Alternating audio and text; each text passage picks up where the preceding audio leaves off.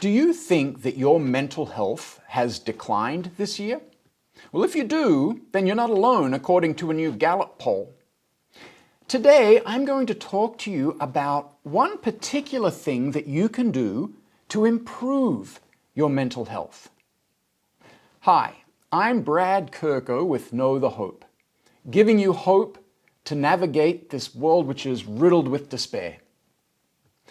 Well, there's this new Gallup poll that came out just last week, and this is an annual poll that Gallup does every November, and they've been doing it for 20 years.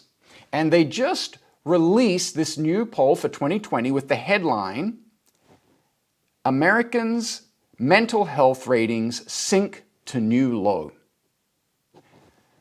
And they go on to say, this year, Americans' latest assessment of their mental health is worse than it has been at any point in the last 2 decades. Now, this doesn't surprise anyone, does it? It's 2020. It's been a horrible year for many people. But here's what's so interesting. Gallup broke down different demographic groups according to how many people rated their mental health as excellent. Every single demographic group was negative, was down for this year from last year, except for one. Which one? Those who had weekly church attendance. Those who had weekly church attendance. It seems, according to this, in-person worship is important. And in the Gallup poll, they also assess people's own self-assessment of their physical health. And that was relatively the same from 2019 to this year. So it seems that it could be that people's mental health is being impacted more this year than their physical health. Think about that. Weekly church attendance is important for your mental health. And there's a lot of overlap with our spiritual health. And this fits perfectly with Hebrews chapter 10, which says, "Let us not neglect meeting together as some have the habit of doing.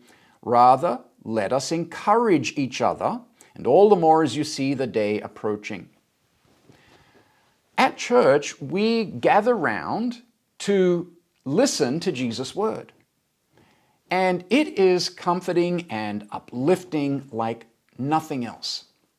Jesus came to give freedom to those who are captive, those who have been held captive by their guilt and their sin. Jesus came to conquer death, something we all have to face, and to give life. And he did all of this with his perfect life, his innocent death on the cross, and his resurrection from the dead. This is something that gives you encouragement every week. Hearing that your sins are forgiven.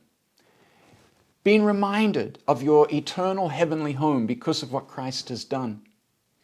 This gives comfort even in a horrible year.